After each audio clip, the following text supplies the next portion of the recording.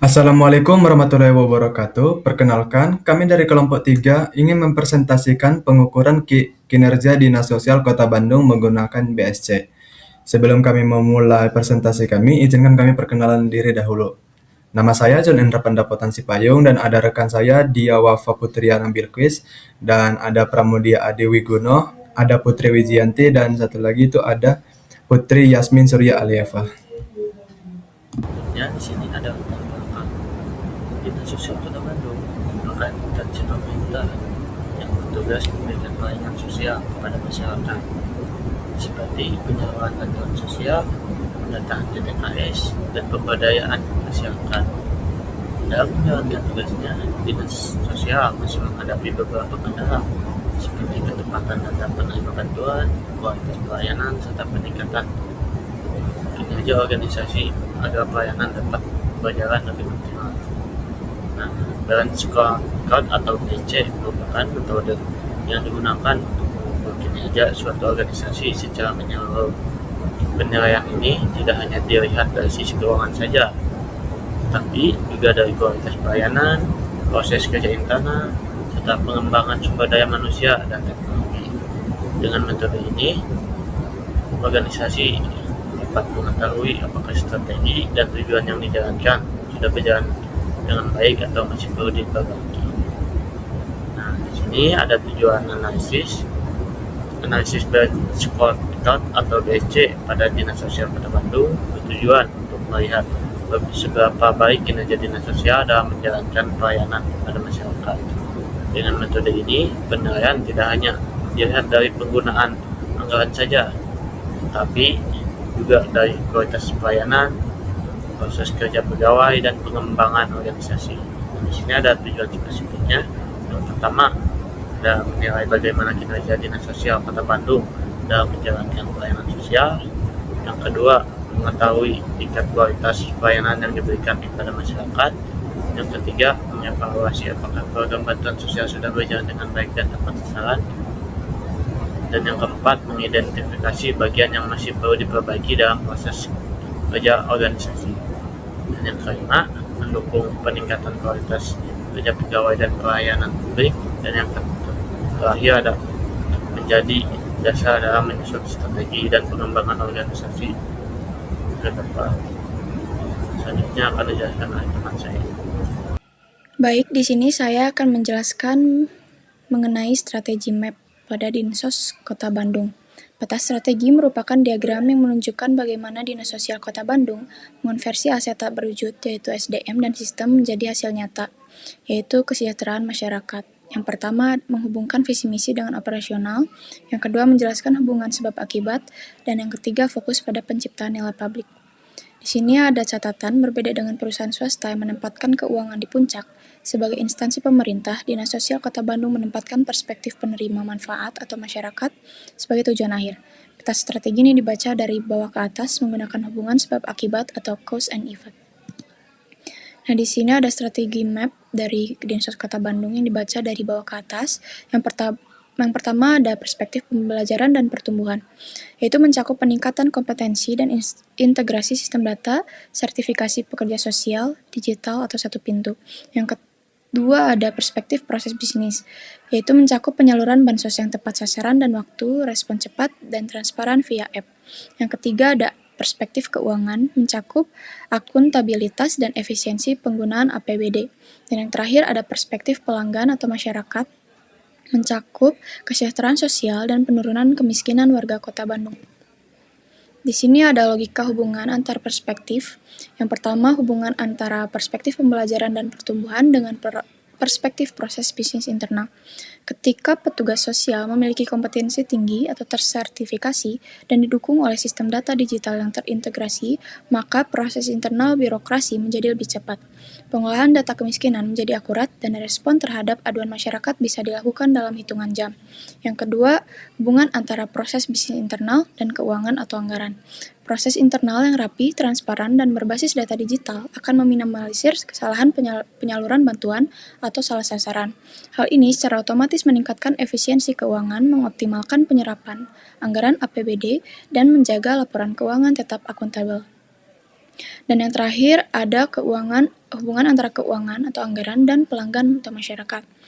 Anggaran daerah yang terserap secara efisien, transparan, dan tepat sasaran pada akhirnya akan langsung berdampak pada kepuasan masyarakat. Hasil akhirnya adalah peningkatan kualitas hidup warga yang membutuhkan dan penurunan angka masalah sosial di Kota Bandung. Ya, selanjutnya ada analisis perspektif keuangan, tujuan dan sasaran strategis keuangan, fokus utama yaitu value for money. Pertama, memperoleh sumber daya input atau dana dengan biaya rendah tanpa mengurangi kualitas atau ekonomis. Yang kedua ada efisien, yaitu menggunakan input minimal untuk mencapai output yang maksimal dalam program sosial. Yang ketiga ada efektif, yaitu memastikan anggaran yang dikeluarkan benar-benar menyelesaikan masalah kemiskinan. Dan yang terakhir ada accountable, yaitu transparansi laporan keuangan sesuai standar akuntansi pemerintahan. Selanjutnya di sini ada KPI keuangan. Yang pertama ada penilaian persentase realisasi anggaran, satuannya adalah persen, dan target di sini diambil dari contohnya 2023 yaitu 95. Keterangannya itu mengukur daya serap anggaran program. Yang kedua ada penilaian opini laporan keuangan atau BPK, satuannya adalah opini, dan targetnya itu wajar tanpa pengecualian atau keterangannya adalah kualitas laporan. Yang ketiga ada penilaian nilai akuntabilitas kinerja atau SAKIP. Satuannya adalah nilai, targetnya adalah A atau B. Keterangannya adalah efektivitas penggunaan anggaran terhadap sasaran. Dan yang terakhir ada penilaian rasio efisiensi program. Satuannya adalah rasio dan targetnya adalah kurang dari 1.0. Keterangannya adalah output program dibanding input dana. Nah, di sini ada evaluasi hasil akuntabilitas finansial Dinsos Kota Bandung, yang saat itu predikatnya adalah sangat baik atau BB. Analisis performa. Dinas Sosial Kota Bandung berhasil menjaga sinkronisasi antara perencanaan anggaran dengan pencapaian sasaran strategis. Penggunaan anggaran berfokus pada outcome-based budgeting. Yang pertama yaitu pengawasan internal yang ketat, dan yang kedua transparansi penyaluran bantuan sosial. Baik, mungkin sekian. Selanjutnya ada perspektif pelanggan yang akan dijelaskan oleh Saudari Yasmin. Selanjutnya, the market and operation analysis pada perspektif pelanggan. Tujuan perspektif pelanggan. Perspektif pelanggan dalam balance scorecard bertujuan untuk mengukur bagaimana kualitas pelayanan Dinas Sosial Kota Bandung terhadap masyarakat sebagai penerima layanan sosial. Perspektif ini juga digunakan untuk menilai tingkat kepuasan masyarakat terhadap kecepatan, kemudahan, dan ketepatan pelayanan. Selanjutnya KPI pada perspektif pelanggan. Pertama ada tingkat kepuasan masyarakat, kedua jumlah pengaduan layanan, yang ketiga kecepatan penanganan kasus sosial, yang terakhir ketepatan sasaran bantuan sosial. Lalu ada hasil analisis perspektif pelanggan. Dinas Sosial Kota Bandung mulai menerapkan digitalisasi layanan sosial untuk mempermudah masyarakat dalam memperoleh bantuan sosial. Pelayanan menjadi lebih cepat dan akses layanan lebih mudah. Namun masih terdapat kendala pada validitas data penerima bantuan dan keterlambatan pelayanan tertentu. Selanjutnya perspektif proses bisnis internal. Tujuan perspektif internal. Perspektif proses bisnis internal bertujuan untuk melihat seberapa efektif proses kerja dinas sosial dalam memberikan pelayanan kepada masyarakat. Perspektif ini juga berfokus pada peningkatan efisiensi, kualitas pelayanan, serta pengelolaan data dan sistem kerja yang lebih terintegrasi. KPI pada perspektif proses bisnis internal.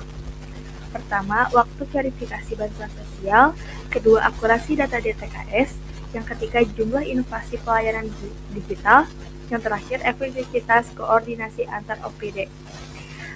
Terakhir ada hasil analisis perspektif proses bisnis internal. Penerapan sistem digital membantu meningkatkan efisiensi pelayanan dan mengurangi kesalahan data penerima bantuan sosial. Selain itu, koordinasi pelayanan menjadi lebih terstruktur, namun sinkronisasi data antar sistem masih perlu ditingkatkan agar pelayanan lebih optimal. Sekian, selanjutnya akan dilanjutkan oleh rekan saya. Kemudian di sini saya akan menjelaskan dari perspektif pembelajaran dan pertumbuhan atau learning and growth perspective. Perspektif pembelajaran dan pertumbuhan dalam Balance Scorecard bertujuan untuk mengukur kemampuan Dinas Sosial Kota Bandung dalam mengembangkan kualitas sumber daya manusia, pemanfaatan teknologi, serta peningkatan produktivitas pegawai guna mendukung pelayanan sosial yang lebih efektif dan profesional. Perspektif ini juga digunakan untuk melihat kesiapan organisasi dalam menghadapi perkembangan teknologi dan kebutuhan pelayanan masyarakat yang terus meningkat. Lalu KPI atau Key Performance Indikatornya, yang pertama ada jumlah pelatihan dan pengembangan pegawai. Yang kedua, tingkat produktivitas pegawai. Yang ketiga, kemampuan penggunaan teknologi dan sistem digital. Dan yang keempat, tingkat kedisiplinan dan kinerja pegawai. Lalu hasil analisisnya yaitu Dinas Sosial Kota Bandung telah melakukan upaya pengembangan sumber daya manusia melalui pelatihan dan peningkatan kemampuan kerja pegawai. Selain itu, pemanfaatan teknologi dalam pelayanan publik mulai diterapkan untuk mendukung efektivitas pekerjaan dan mempercepat proses pelayanan sosial.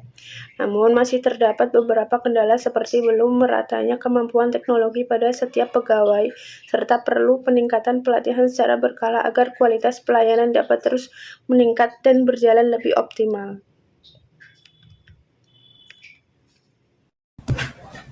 Nah, di sini ada kesimpulan. Berdasarkan hasil analisis menggunakan metode Balance Scorecard (BSC), kinerja Dinas Sosial Kota Bandung secara umum sudah berjalan cukup baik pada 4 perspektif utama, yaitu keuangan, pelanggan, proses bisnis internal, serta pembelajaran dan pertumbuhan.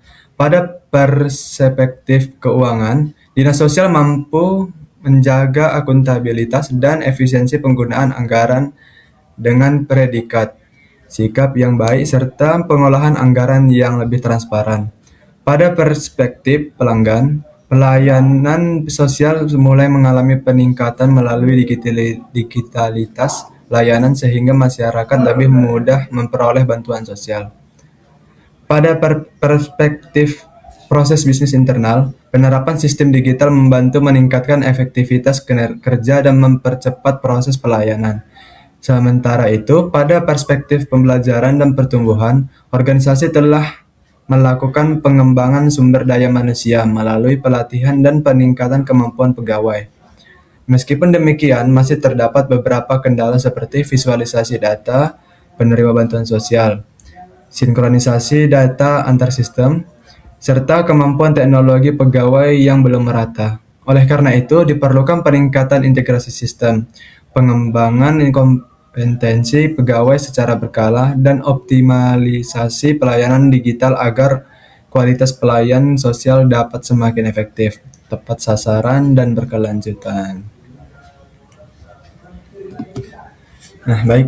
Mungkin sekian presentasi dari kelompok kami. Apabila ada salah kata, mohon dimaafkan. Waalaikumsalam warahmatullahi wabarakatuh. Mungkin sekian presentasi dari kelompok kami. Apabila ada salah kata, mohon dimaafkan. Waalaikumsalam warahmatullahi wabarakatuh.